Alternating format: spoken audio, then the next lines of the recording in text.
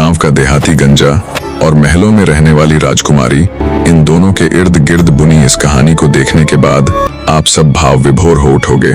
कहानी की शुरुआत होती है एक अड़ियल और बुद्धू राजकुमार से, जिसने ये कसम उठाई हुई थी कि वो आजीवन विवाह नहीं करेगा, फिर चाहे धरती हिले या आकाश फटे।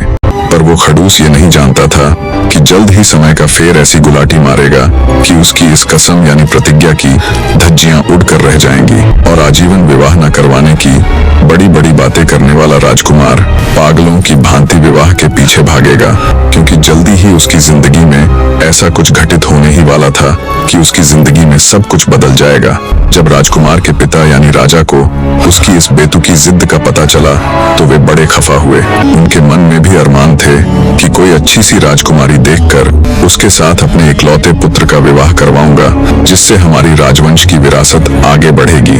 राजा ने अपने सनकी पुत्र को कई बार समझाया, पर राजकुमार तो अपने हठ पर कायम था कि चाहे कुछ भी हो जाए वो संपूर्ण जीवन काल में विवाह नहीं करवाएगा। जब बहुत बार समझाने के बाद भी राजकुमार टस से मस न हुआ तो राजा का गुस्सा फूट पड़ा। उसने चिल्लाते हुए सैनिकों को आदेश दिया कि ले जाओ इस हरामखोर को मेरी आंखों के सामने से और बुर्ज में बंद कर दो। मैं भी तो देखूं आखिर कब तक ये अपने हठ पर कायम रहेगा। हुक्म मिलते ही सैनिकों ने राजकुमार को पकड़ा और उसे महल के ऊपर बने बुर्ज में बंद कर दिया।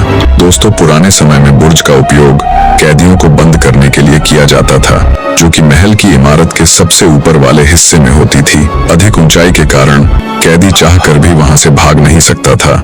बुर्ज में बंद राजकुमार को बैठे बैठे रात हो गई। हर रात्रि को उस बुर्ज के ऊपर से राजकुमारी फूलमुदे का उड़न खटोला गुजरा करता था। हर रोज की भांति ही जब आज भी राजकुमारी अपने उड़न खटोले से गुजरी तो उसकी निगाह बुर्ज में बैठे राजकुमार के ऊपर गई।